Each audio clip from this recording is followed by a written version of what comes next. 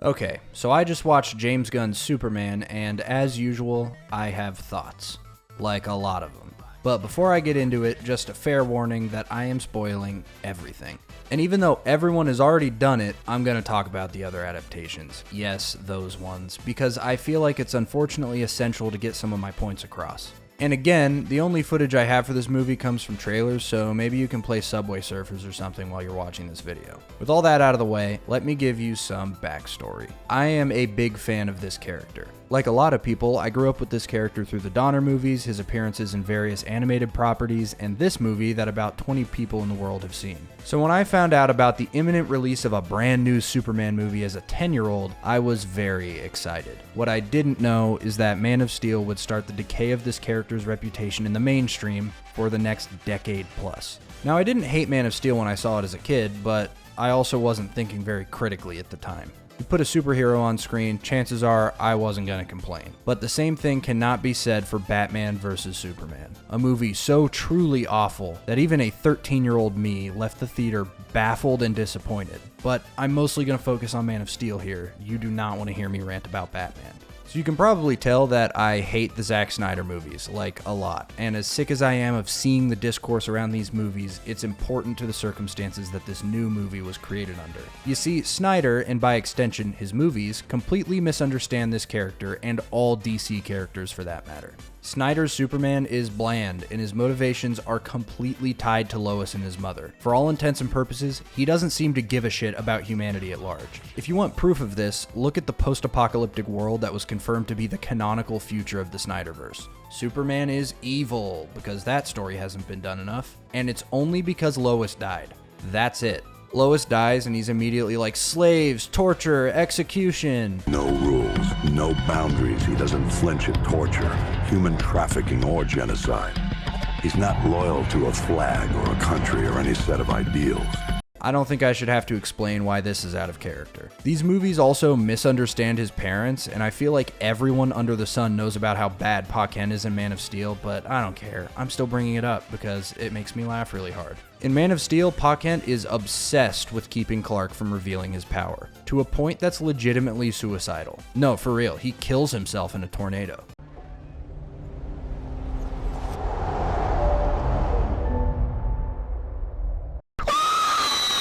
And I'm gonna throw out a hot take here, but I actually don't completely hate this. You need to leave! I certainly don't like it, but I can live with it. It's not how Pa Kent is portrayed in any other comic or adaptation, but I don't think it's that big of a deal to exaggerate his more selfish and protective human traits. It's a new take on the character, and I can at least respect the attempt. But the school bus scene is too far. What was I supposed to do? Just let him die?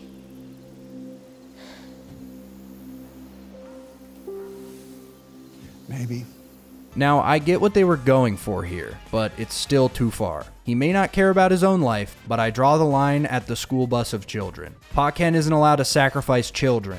And hot take number 2, I think Pa Kent trying to die in the tornado isn't that stupid, at least not for this version of the character. In a morbid way, it's actually very selfless, but the issue with this is that Clark listens to him. Clark would absolutely save his dad without thinking about the consequences. This is blatantly out of character. And when you think about it, what consequences are there? Are these random people on the freeway gonna remember his face? And even if they did, they probably won't ever see him again. And like, nobody's gonna believe their story anyway. Not only is there no reason for Clark not to save his dad, but this death for Pa Kent is far worse than the usual sudden heart attack because it removes the symbolism that this story beat usually gets across. It's supposed to show that Superman can't conquer death. Even the most powerful being on the planet has to deal with the inevitability of death and the fact that he can't save everyone. It's a humanizing moment for the character, and that's the entire basis of one of Superman's most iconic comic runs, which also happens to be the core inspiration behind James Gunn's Superman, a story by the name of All-Star Superman. This run follows Superman after he's poisoned by the sun's radiation. It leaves him with much more power than he usually has, but it also gives him a countdown to his death, and so the story follows his attempt to leave the world in a place where it can survive without him. And it's one of the best examples of Superman's most important trait, his humanity. He was raised by humans from the time he was a newborn, and so despite his godlike power, powers, he's human. This story places emphasis on his unwillingness to kill, his love for humanity, and his connection to his own humanity, and James Gunn's Superman is framed around this entirely. While the story is completely different, the core concepts of the character, the tone, and the aesthetic of the characters and world are pulled directly from this story. And I think this was mainly in response to the decay of the mainstream understanding of Superman that the Snyder movies caused. The reason this is so important to emphasize is because I think this is both a strength and a weakness of this movie in the end. Because while I think the movie is good, it has a lot of problems, and a lot of those problems stem from the circumstances around its existence. Sometimes this movie feels like it has a responsibility to repair Superman's image, which leads to some of its attempts feeling ham-fisted and on the nose. So now I'm going to briefly break down the movie itself. So this movie starts in the middle of the action, with a Star Wars-esque title crawl explaining his basic backstory, establishing that he revealed himself as Superman 3 years ago, and that he just lost his first battle. He then crash lands near the fortress, and we get the whole scene that was shown in the marketing of him being healed by the sun. After this, it becomes a bit hard to summarize the plot, because it's a little bit of a mess. There's a lot of different shit happening at once, and it kind of jumps around a lot. So basically, Clark stopped a war off-screen, and so the public and US government are kind of split on whether or not this was the right call. Because Superman sort of speaks for America, and geopolitical conflicts are messy, yada yada yada. So Lex is angling to turn the public and government on him by committing terrorist attacks under the false identity of the Hammer of Baravia, basically attempting to make it seem like Baravia is retaliating for Superman's involvement. But then tons of elements start stacking up. You have Lex secretly working with the Baravian dictator for half ownership of the country, and then Lex breaks into the fortress and uses this lady as a plot device to restore a damaged recording of Superman's parents. And then you have the Justice Gang being introduced, and a side plot where Jimmy has this weird past with Lex's influencer girlfriend, which is strangely important to the plot. And Clark has relationship drama with Lois, and then Ultraman is kind of just shoehorned in as a punching bag, and it's really just all over the place. And that's one big issue I have. Gunn is clearly setting up the whole universe with this movie, and he does a good job of that. This world feels very fleshed out and tonally consistent, but it comes at the cost of the pacing being breakneck. There is never a moment where anything rests. But in a nutshell, this movie follows Superman as he tries to grapple with the criticism he's receiving, while Lex tries to continuously make his image worse so that he can take him off the board entirely. So let me talk about what works. Lex Luthor is great. He's a good cross between ruthless CEO and mad scientist, and Nicholas Hoult gives probably the best performance in the entire movie. I think the pocket dimension stuff is super cool too. It's nice to see that fun sci-fi angle that Gunn is so good at, and it gives insight into how insane Lex really is, basically having an off-grid prison for anyone who crosses him. I also think Metamorpho is really cool. His design is awesome, and I really like the performance from NoHo Hank. Just do it. Do it.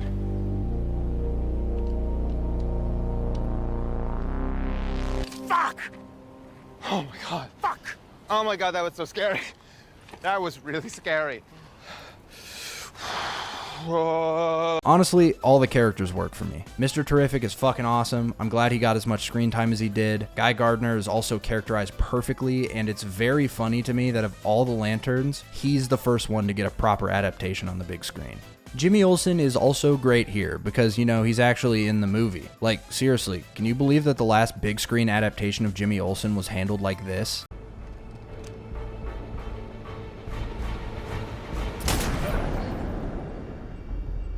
Zach needs therapy. Jimmy's side plot is pretty funny, but I do wish he interacted with Clark more, but I'll get to that later. Mom and Pa Kent are also perfect. It's so refreshing to finally see his parents being nice old boomers who want nothing more than to support Clark. Pa Kent in particular is very good. That scene on the porch with Clark is perfect. Lois Lane is also handled very well, and we finally have two actors with chemistry. Thank God. No dying. And I get the exclusive. Yes, ma'am. Let me just grab my stuff off the bus.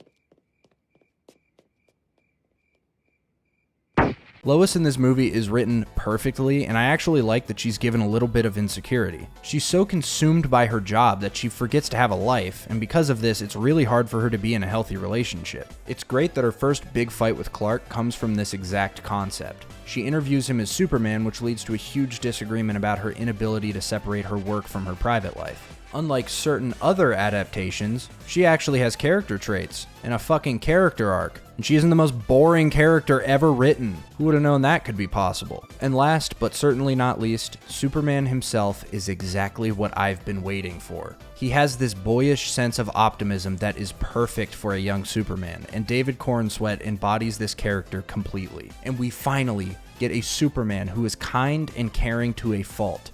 He goes out of his way to protect all life, even Godzilla. He saves a fucking squirrel in this movie. Superman also has a personality here. He's a complete dork, both in and out of costume. He actually shows a range of emotion and feels like a real person with flaws. It takes a lot of charisma and charm to pull off this version of Superman, and he kills it. I'm also very thankful that Gunn made this version of Superman vulnerable. He is stronger than everyone else, but not so much so that nobody is a threat. He gets his ass beat a lot in this movie, and that allows for a Superman movie to have real stakes without solely crutching on kryptonite. Snyder's Superman was so unbelievably overpowered that despite how good Man of Steel can look, the fights are not very engaging after a while. And so they mostly crutched on his loved ones being in danger rather than him. Apart from the characters, this movie is great tonally and visually. It has a very campy vibe with bright colors and wide-angle lenses that give it a very stylish and unique look.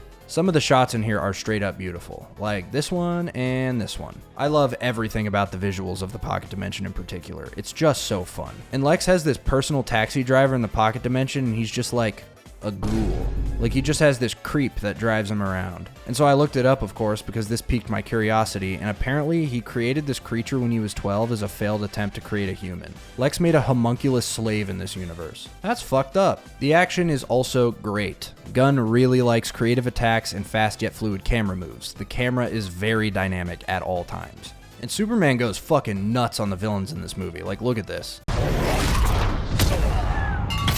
The flying scenes are great too. His flight is equal parts fast and smooth, with a lot of the scenes having this close-up wide-angle style that we first saw from Gunn in Guardians 3. The movie in general has lots of practical sets, props, character makeup, and costume design. Metamorpho, the Superman robots, and the Fortress of Solitude are all standouts visually, and Metropolis looks awesome. It doesn't look like a real city at all, which is very important to making this world feel unique. I'll take this over desaturated Chicago any day of the week. Krypto also looks fantastic throughout the whole movie, which shouldn't really be surprising considering Gunn's background with CG animals in the Guardians trilogy. The character designs across the board are also killer, and Superman's suit is almost perfect. The emblem is great, the colors are great, the trunks are finally back, but I would have liked if there wasn't a collar, it was a little less baggy, and there weren't MCU lines. Fucking hate these damn lines. But those are mostly nitpicks. Overall, you can tell that this movie was properly planned and executed from a cohesive vision, at least visually. Alright, it's time for me to complain again. There's a lot of dumb shit in this movie that I don't really like. Like I said before, this movie feels like it's imbued with the responsibility to shift the mainstream perception of the character, and as a result of that, I have an issue with some of the writing. Strangely, this movie has a bit of an exposition problem, which isn't something that I've run into with Gunn's other movies. A lot of the world building and plot progression rely a little too much on bad exposition, and some of that is because there's just so much happening. And some of the time, it seems like Gunn doesn't trust the audience to get the right impression of the character's motives without Lex or Superman directly explaining it to them. Like, they put a speaker and a mic on Ultraman for the express purpose of Lex explaining his entire reason for hating Superman mid-fight.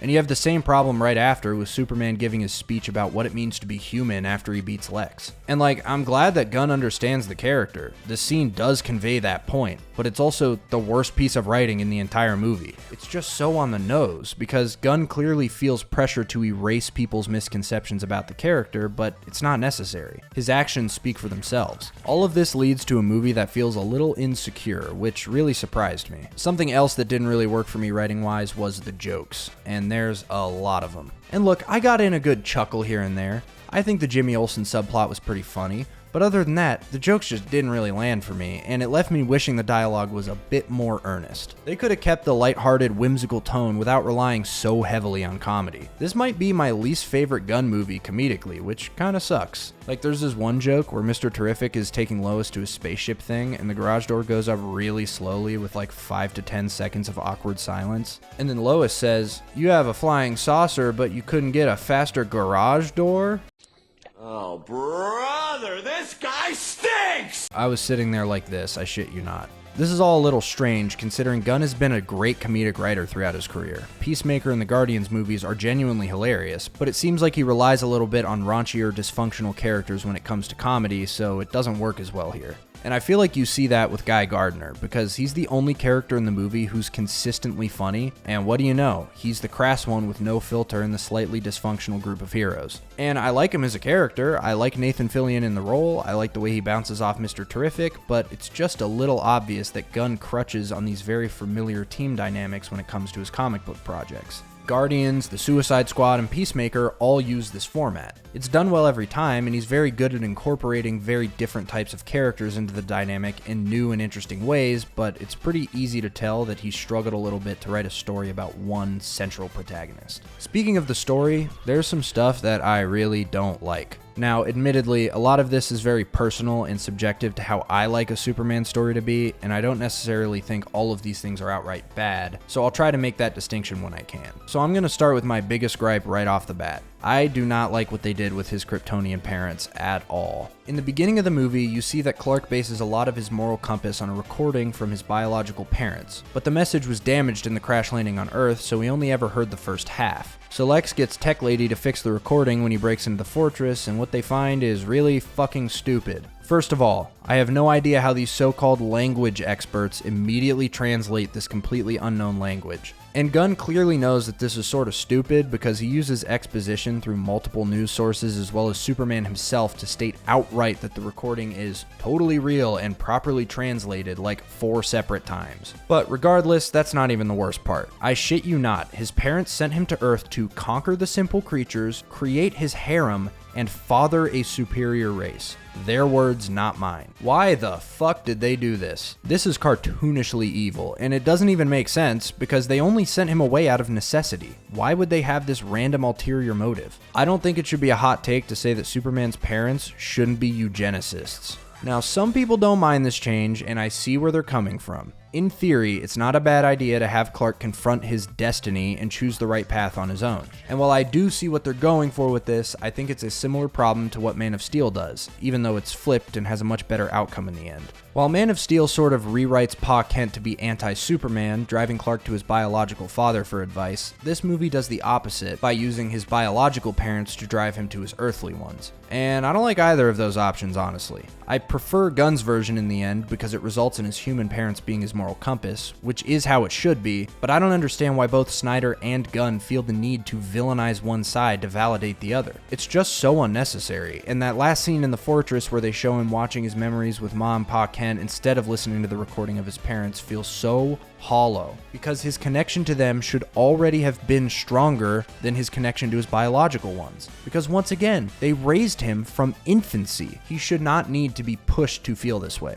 Regardless, I see why most people don't really care about this. I'm just personally pretty picky about the whole parent situation, especially because it should be really simple. There's some other character related stuff that feels kind of messy because of how much shit this movie is juggling. And this disappoints me a little bit because I like all of these characters a lot, but I think certain ones are prioritized more than they should be. The Justice Gang, for instance, feel way too important to this story. I am not a fan of the fact that Clark has probably 3 times as many scenes with Guy Gardner as he does with Jimmy Olsen. They do not feel like best friends in this movie. And Jimmy barely interacts with anyone in general. Most of his screen time is dedicated to his ex-girlfriend, so he's kind of just on his own for most of the movie. And while I'm on topic, Jimmy's ex is dumb as fuck. Even though it's a funny gag, I do not like how important she is to the plot. Her personality is a 2010 Redditor's interpretation of a millennial, and the way Lex's plot gets outed to the public is from Jimmy analyzing selfies she took that had important information in them. That is stupid and far too convenient. This lady is like the most important character in the movie for some reason, and her only character traits are being obsessed with Jimmy and being an influencer.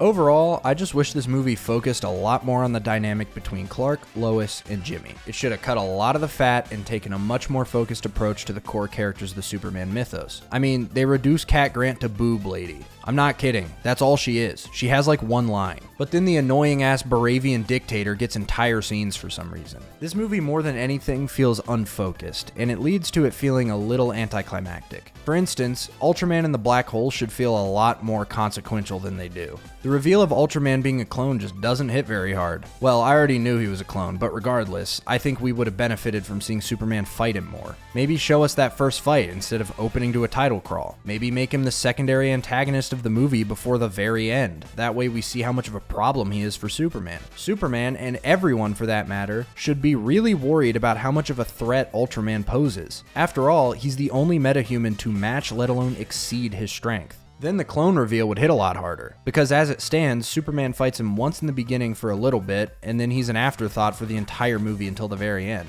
So it just feels very lame when he gets revealed to be a clone and then immediately gets tossed into a black hole. And the black hole just kind of comes out of nowhere. It happens so close to the end and it's resolved so quickly that it feels kind of pointless. And Mr. Terrific waited for Superman to be done fighting Ultraman to stop the black hole, which is strange because all he ends up doing is moving Lex's employee out of the way and pressing the turn off black hole button. Dude, you could have done that the whole time? There is blood on your hands. I also don't love that they just have Guy Gardner and Hawkgirl go fuck up the Baravians. Early on, there's this great scene between Lois and Clark, easily my favorite dialogue scene in the movie, where Lois is interviewing him as Superman and she grills him pretty hard about the ethics of getting involved in foreign conflicts and how reckless it was. And the movie seems to be trying to make a statement here. It grapples with that concept on and off throughout the movie, but it ends up being a bit of a cop-out. Superman never really deals with the consequences of that because it turns out that the Baravian government was objectively in the wrong since they were working with Lex and misleading the whole world. And then Superman doesn't even end up going over there himself, which also undercuts the other message that the movie was pushing, that Superman represents humanity as a whole,